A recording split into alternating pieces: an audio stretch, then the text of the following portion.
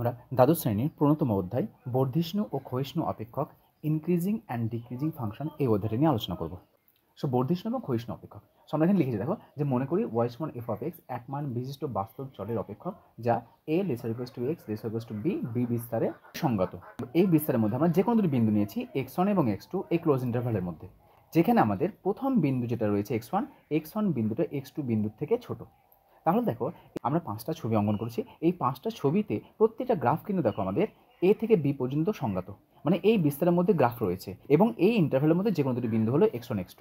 তাহলে দেখো আমরা যদি এক্স অক্ষের কথা বলি, দেখো এটা ও এক্স, এটা হচ্ছে এক্স অক্ষ। তাহলে এক্স অক্ষের প্রথমের দিকে যে বিন্দু থাকে তার পরের যে বিন্দুটা থাকে সেই বিন্দুটা বড় হয়। এখানে দেখো x1 প্রথমে রয়েছে, তারপর x2। তাহলে বড় x1 x2 এর মধ্যে বড় কে? দেখতে পাচ্ছি মূল বিন্দু থেকে নিয়ে x2 এর দূরত্ব বেশি, x2 বিন্দুটি বড় এবং x1 বিন্দুটি ছোট। তাহলে এখানে একটা graph y equals to f of x, যে কোনো বক্ররেখা, এই বক্ররেখা দেখো আমাদের এই ধরনের আকার হতে পারে। প্রথম ছবিতে আমাদের এ থেকে নিয়ে বি পর্যন্ত এই ফাংশনটা দেখো, যত মূল বিন্দু থেকে সামনের দিকে অগ্রসর হচ্ছি, যত সামনের দিকে আগাচ্ছি, গ্রাফটা দেখো আস্তে আস্তে কী হচ্ছে, উপরের দিকে বাড়ছে। অনুরূপভাবে দেখো দ্বিতীয় যে গ্রাফটা রয়েছে সেই গ্রাফটা যত আমরা বাম দিক থেকে ডান দিকে যাচ্ছি, আস্তে আস্তে দেখো গ্রাফটা কী হচ্ছে, উপর থেকে নিচের দিকে নামছে। এবং তৃতীয় গ্রাফে কি রয়েছে, এটা দেখো মূল বিন্দু থেকে যত আমরা সামনের দিকে আগাচ্ছি, না উপরে উঠছে না নিচে নামছে। যত আমরা বাম দিক থেকে ডান দিকে যাচ্ছি এক্স অক্ষের, দেখো গ্রাফটা কিন্তু একদম একইভাবে দেখো চলতে থাকছে। অনুরূপভাবে দেখো 4 নম্বর ছবিতে গ্রাফটা কি হচ্ছে, যত আমরা বাম দিক থেকে ডান দিকে যাচ্ছি, এটা আমাদের একদম দেখো প্রথম গ্রাফের দিয়ে তাকাও, তাহলে প্রথম গ্রাফ আর 4 নম্বর গ্রাফের মধ্যে একটু পার্থক্য রয়েছে। প্রথম গ্রাফে যখন আমরা বাম দিক থেকে ডান দিকে যাচ্ছি, গ্রাফটা একদম দেখো বাম দিক থেকে ডান দিকে যত যাচ্ছি উপর দিকে উঠতে থাকছে। কিন্তু এখানে দেখো উপর দিকে উঠছে, কিন্তু কোনো একটা সময়ে দেখো সি থেকে ডি একদম কনস্ট্যান্ট হয়ে যাচ্ছে। এখানে দেখো কনস্ট্যান্ট হয়ে যাচ্ছে, আবার ডি বিন্দু থেকে নিয়ে আবার উপরে উঠছে। অনুরূপভাবে দেখো 5 নম্বর ছবিতে দেখো ওয়াই সমান এফ অফ এক্স, এই 5 নম্বরের ছবিটা দেখো 2 নম্বর ছবির প্রায় কাছাকাছি। কিন্তু এই 2 নম্বর ছবিতে দেখো যত আমরা বাম দিক থেকে ডান দিকে যাচ্ছিলাম, গ্রাফটা ততই নিচের দিকে নামছিল। কিন্তু এখানে দেখো কিছুটা নিচের দিকে নেমেছে, তারপর আবার কিছুটা তোমার একদম স্মুথভাবে চলেছে, না নেমেছে না উঠেছে, একদম কনস্ট্যান্টভাবে চলেছে, তারপর আবার নামতে শুরু করেছে। সো আমাদের বর্ধিষ্ণু এবং ক্ষয়িষ্ণু অপেক্ষক এই অধ্যায়ের বর্ধিষ্ণু অপেক্ষক এবং ক্ষয়িষ্ণু অপেক্ষক বলতে কি বোঝাচ্ছে?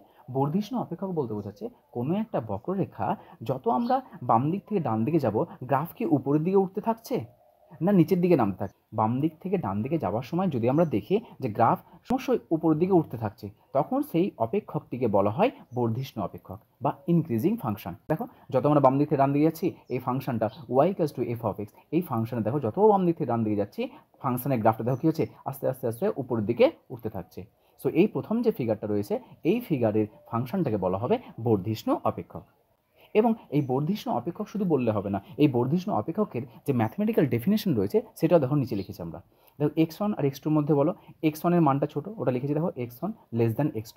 এটা ইমপ্লাই করছে, আচ্ছা বলো তো এফ অফ x1, দেখো এই বিন্দুতে x1 বিন্দুতে এই যে এফ অফ x1 মানে কোনটা, এই হাইটটা এ বিন্দু থেকে নিয়ে x1 বিন্দু পর্যন্ত, তাহলে এ থেকে নিয়ে x1 এই হাইটটা বড় না বি থেকে নিয়ে x2 হাইটটা বড় বলো তো?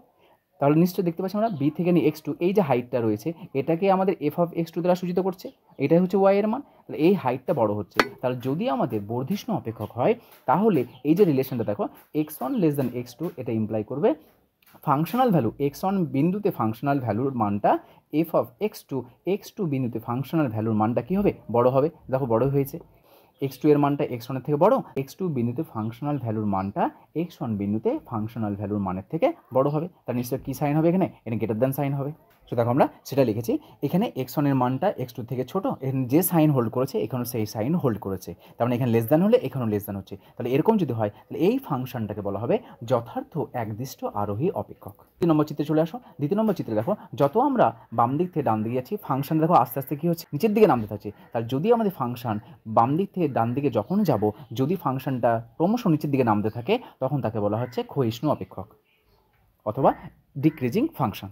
তাহলে দেখো এখানে x1 এর মানটা আর x2 মানটা, আচ্ছা বলো x1 আর x2 মধ্যে বড় কে? সর্বদা x অক্ষের উপর আছে, পরে যেটা থাকে সেটা সর্বদা বড় হয়, তাহলে x2 বিন্দুটা বড়, তাহলে x1 লেস দ্যান x2। তাহলে বলো এখানে functional value F of x1, এই যে x1 বিন্দুতে ফাংশনাল ভ্যালু, আমরা এফ অফ x1 মানে কি, হাইটটার দিকে তাকাও, এই হাইটটা, এটা হচ্ছে y এর মান, এটা হচ্ছে এফ অফ x1। তাহলে এই যে হাইট এ থেকে নিয়ে x1 পর্যন্ত, এই হাইটটা বড় না বি থেকে নিয়ে x2 পর্যন্ত এই হাইটটা বড়? দেখতে পাচ্ছি আমরা x1 বিন্দুতে এই যে হাইটটা রয়েছে এফ অফ x1 এর মানটা বড় x2 বিন্দু থেকে, এখানে আমাদের কী চিহ্ন হবে, গ্রেটার দ্যান চিহ্ন হবে, গ্রেটার দ্যান সাইন হলো। এটা হচ্ছে ম্যাথমেটিক্যাল এক্সপ্রেশন তাহলে এই ফাংশন দেখো এখানে আমাদের লেস দ্যান সাইন ছিল, এখানে গ্রেটার দ্যান সাইন হয়ে গেছে। তাহলে যদি এরকম এখানে যদি লেস দ্যান সাইন থাকে তাহলে আমাদের পয়েন্টটা যে সাইন হোল্ড করছে তার উল্টো যদি সাইন হোল্ড করে তাহলে ম্যাথমেটিক্যালি এটা হচ্ছে আমাদের একটি অবরোহী অপেক্ষকের ডেফিনেশন। তাহলে এটাকে বলা হবে যথার্থ একদিষ্ট অবরোহী অপেক্ষক। 3 নম্বর দিকে তাকাও। 3 নম্বর দেখো যে x1 লেস দ্যান x2, তাহলে আমরা দেখতে পাচ্ছি যে x2 বিন্দুটা x1 এর থেকে বড়, কিন্তু ফাংশনাল ভ্যালু বলো তো x2 বিন্দুতে bx2 বড়। তাহলে দেখো এই হাইটটা যা এই হাইটটা তাই সমান না? তাহলে যদি সমান হয় ফাংশনাল ভ্যালু, যদি বিন্দুগুলো আমাদের লেস দ্যান অথবা গ্রেটার দ্যান সাইন হোল্ড করে কিন্তু ফাংশনাল ভ্যালু কোনো রকম পরিবর্তন না হয়, দেখো পরিবর্তন হচ্ছে না, একদম সোজা চলে যাচ্ছে, তার মানে এখানে পরিবর্তন হচ্ছে না, হাইটগুলো কোনো উপর নিচে হচ্ছে না, এখানে যেমন বাড়ছিল এখানে যেমন কম ছিল, কিন্তু এখানে দেখো বাড়ছেও না কমছেও না, মানে একদম কনস্ট্যান্ট রয়েছে, ধ্রুবক রয়েছে, সেই জন্য এটাকে বলা হয় আমাদের কনস্ট্যান্ট অপেক্ষক বা ধ্রুবক অপেক্ষক। এখানে কী চিহ্ন হবে? এটা হবে আমাদের ইকুয়ালিটি সাইন হবে। সুতরাং দেখো ইকুয়ালিটি সাইন হয়েছে, তাহলে ইকুয়ালিটি সাইন হলে সেটাকে বলা হয় ধ্রুবক অপেক্ষক। তাহলে আমাদের আরোহী অপেক্ষক বা বর্ধিষ্ণু অপেক্ষক বলো, ক্ষয়িষ্ণু অপেক্ষক বা অবরোহী অপেক্ষক বলো এবং ধ্রুবকীয় অপেক্ষক, এই গ্রাফের মধ্যে দিয়ে তোমরা নিশ্চয়ই বুঝতে পারছো যে কোনটাকে আরোহী অপেক্ষক বলা হচ্ছে, কোনটাকে অবরোহী অপেক্ষক বলা হচ্ছে এবং কোনটাকে ধ্রুবক অপেক্ষক বলা হচ্ছে। যদি আমাদের লেস দ্যান চিহ্ন থাকে, মানে এখানে যে চিহ্ন হোল্ড করবে সেই চিহ্ন যদি এখানে হোল্ড করে তাহলে সেটাকে বলা হয় আরোহী অপেক্ষক। ছবি থেকে বুঝতে পারছো, দেখো গ্রাফ ক্রমশ ওপরের দিকে বাড়ছে।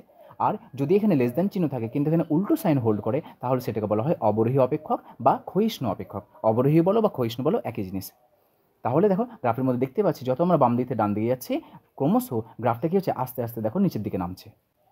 এবং দেখো সর্বশেষ আমাদের 4 নম্বর ফিগারটা এবং 5 নম্বর ফিগার দিয়ে তাকাও।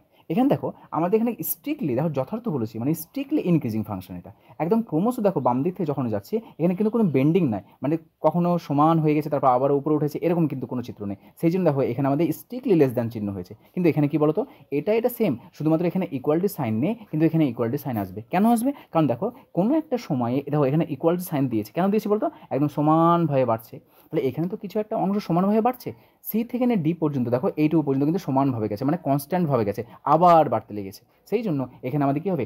লেস দ্যান চিহ্ন আছে কিন্তু এখানে হবে আমাদের less than or equals to sign, কারণ এটাকে যথার্থ বলবো না, এখানে বলবো একদিষ্ট আরোহী অপেক্ষক।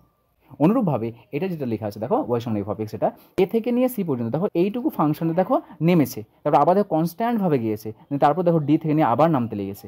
সুতরাং এখানে আমাদের কী হবে? এটা গ্রেটার দ্যান সাইন হবে কিন্তু তার সঙ্গে ইকুয়ালিটি সাইন আসবে। তার মানে এই যে ফাংশনটা এটা হচ্ছে যথার্থ একদিষ্ট অবরোহী অপেক্ষক, এটাকে বলা হবে একদিষ্ট অবরোহী অপেক্ষক।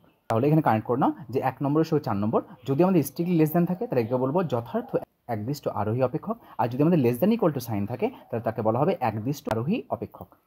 অনুরূপভাবে দেখো যে 2 নম্বর ছবিতে কি আসছে আমাদের এখানে স্ট্রিক্টলিভাবে দেখো নিচের দিকে নামতে থাকছে, সেই জন্য এর নাম হচ্ছে যথার্থ একদিষ্ট অবরোহী অপেক্ষক। কিন্তু এখানে একদম স্ট্রিক্টলিভাবে নামছে না, কিছুটা সমানভাবে গেছে না আবার নামতে লেগেছে, সো একে বলা হচ্ছে আমাদের একদিষ্ট অবরোহী অপেক্ষক। তাহলে এই 4টে ফিগারের মধ্যে আমাদের বর্ধিষ্ণু এবং ক্ষয়িষ্ণু অপেক্ষক কাকে বলা হচ্ছে, ধ্রুবকীয় অপেক্ষক কাকে বলা হচ্ছে, আশা করি এগুলো বুঝতে পেরেছো। তো আমরা প্রাথমিকভাবে বর্ধিষ্ণু এবং ক্ষয়িষ্ণু অপেক্ষক কি এবং তাদের বেসিক যে গ্রাফগুলো সেই গ্রাফগুলোর সাহায্যে আমরা এইটুকু বুঝলাম যে বর্ধিষ্ণু অপেক্ষক কাকে বলা হচ্ছে এবং ক্ষয়িষ্ণু অপেক্ষক কাকে বলা হচ্ছে। এবং বলবে স্যার বর্ধিষ্ণু ক্ষয়িষ্ণু অপেক্ষক তো কোথাও লিখেননি, এই যে আমরা আরোহী লিখেছি না, এই আরোহী অপেক্ষককে বলা হচ্ছে আমাদের বর্ধিষ্ণু অপেক্ষক, এই যে অবরোহী লিখেছি এই অবরোহীকে বলা হচ্ছে আমাদের ক্ষয়িষ্ণু অপেক্ষক। সো এখানে মনে রাখবে যে অপেক্ষককে আরোহী অপেক্ষক বলা হচ্ছে সেই অপেক্ষককে বর্ধিষ্ণু অপেক্ষক বলা হয় এবং সেই অপেক্ষককে ইনক্রিজিং ফাংশন বলা হয়। অনুরূপভাবে যাকেই ক্ষয়িষ্ণু অপেক্ষক বলা হচ্ছে তাকেই অবরোহী অপেক্ষক বলা হয় এবং তাকেই আমাদের ডিক্রিজিং ফাংশন বলা হয়।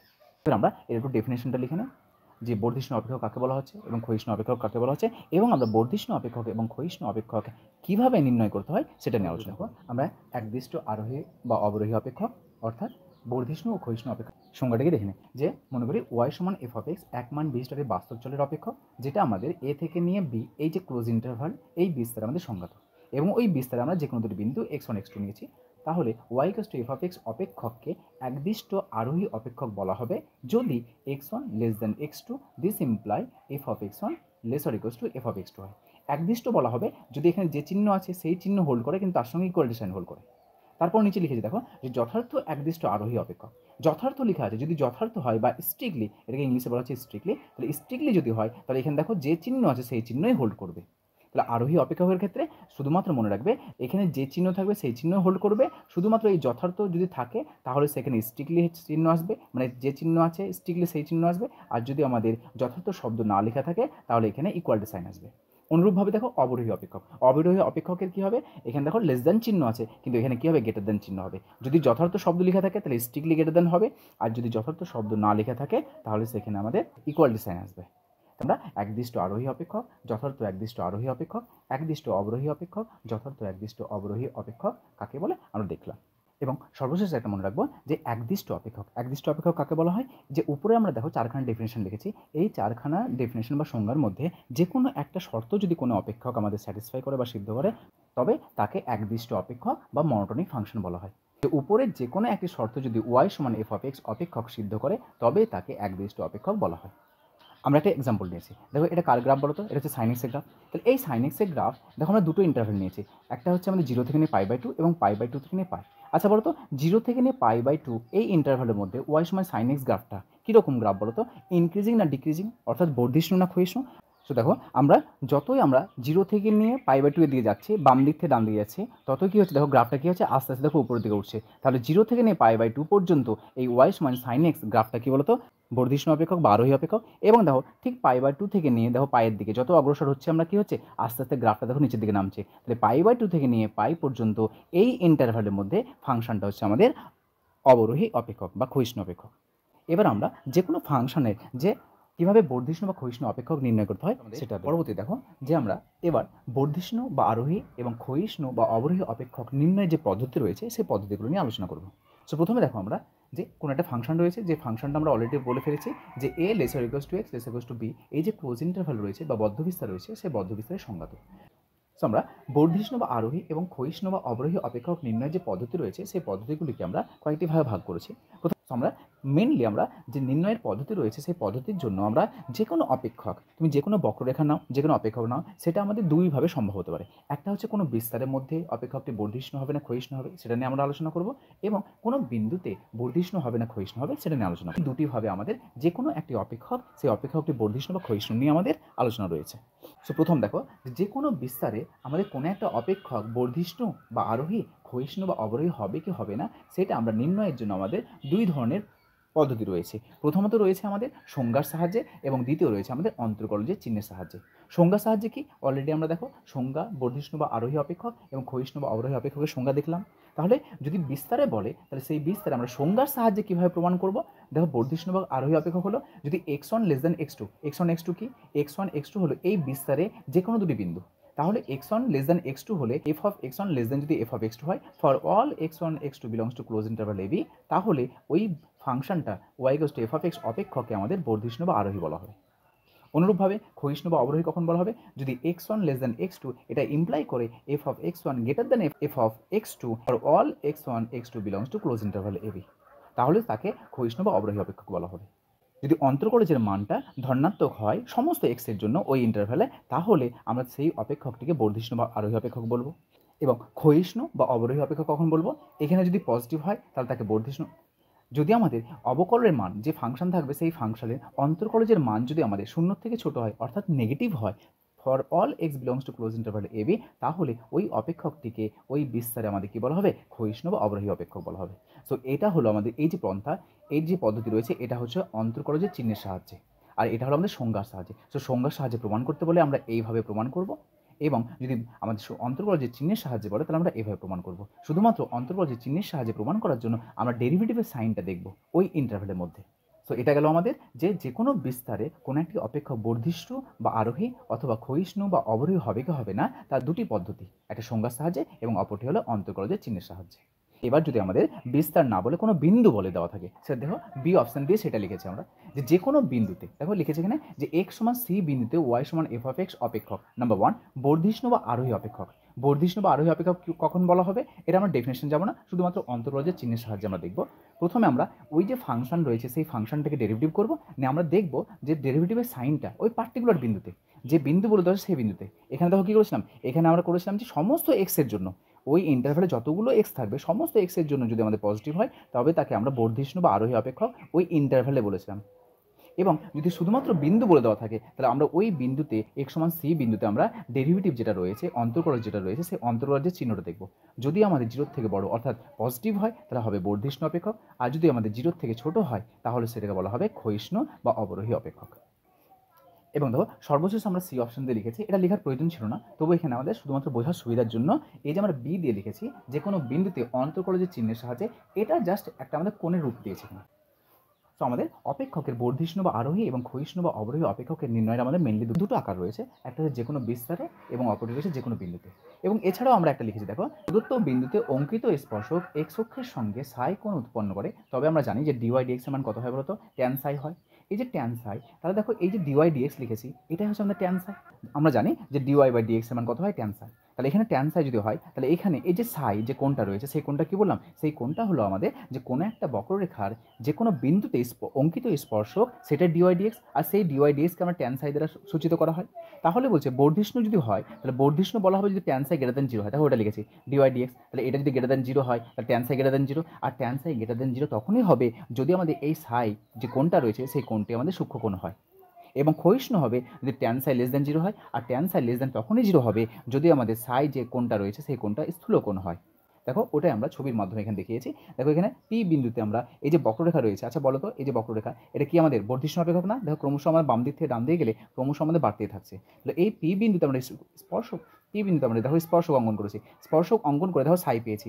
এই যে সাই, এর যদি আমরা ট্যানের মান নেই ট্যান সাই, তাহলে সেটা হচ্ছে আমাদের ডিওয়াই ডিএক্স। তাহলে দেখো এখানে কী হচ্ছে, সূক্ষ্মকোণ উৎপন্ন হয়েছে। তার জন্য এই যে বক্ররেখা রয়েছে, এই বক্ররেখাটি বর্ধিষ্ণু হবে যদি এই সাই কোণটা আমাদের কী হয়, সূক্ষ্মকোণ হয়। অনুরূপভাবে দেখো y equals to f of x, দেখো এটা হচ্ছে কি ক্ষয়িষ্ণু অপেক্ষক। দেখো এখানে আমরা কি করেছি, পি বিন্দুতে একটা স্পর্শক অঙ্কন করেছি, যে স্পর্শক দেখো কত ডিগ্রি কোণ উৎপন্ন করেছে, সাই করেছে। এই সাইটা কি আমাদের হলো আমাদেরকে স্থূলকোণ। সেই জন্য এখানে আমরা কোণের সাহায্যেও বলতে পারছি যে কোনো একটা অপেক্ষক বর্ধিষ্ণু হবে না ক্ষয়িষ্ণু হবে। তো এটাই হলো আমাদের যে কোনো অপেক্ষক বা যে কোনো বক্ররেখা বর্ধিষ্ণু বা আরোহী এবং ক্ষয়িষ্ণু বা অবরোহী অপেক্ষক নির্ণয়ের পদ্ধতি। এবং সর্বশেষ আমাদের এই অধ্যায়ের প্রয়োগ রয়েছে। সে প্রয়োগের প্রশ্নগুলো কেমন আসে? সো এগুলো হলো আমাদের বর্ধিষ্ণু এবং ক্ষয়িষ্ণু যে অপেক্ষক, এই অধ্যায়ের আমাদের প্রয়োগ। এই অধ্যায়ের প্রয়োগগুলোকে কীভাবে সমাধান করতে হয়, কীভাবে প্রমাণ করতে হয়, সেগুলো নিয়ে আমরা আলোচনা করব। এর পরবর্তী লেকচারে আমরা বর্ধিষ্ণু এবং ক্ষয়িষ্ণু অপেক্ষক এই অধ্যায়ের যে অঙ্কগুলি রয়েছে সেই অঙ্কগুলি আমরা সমাধান করব।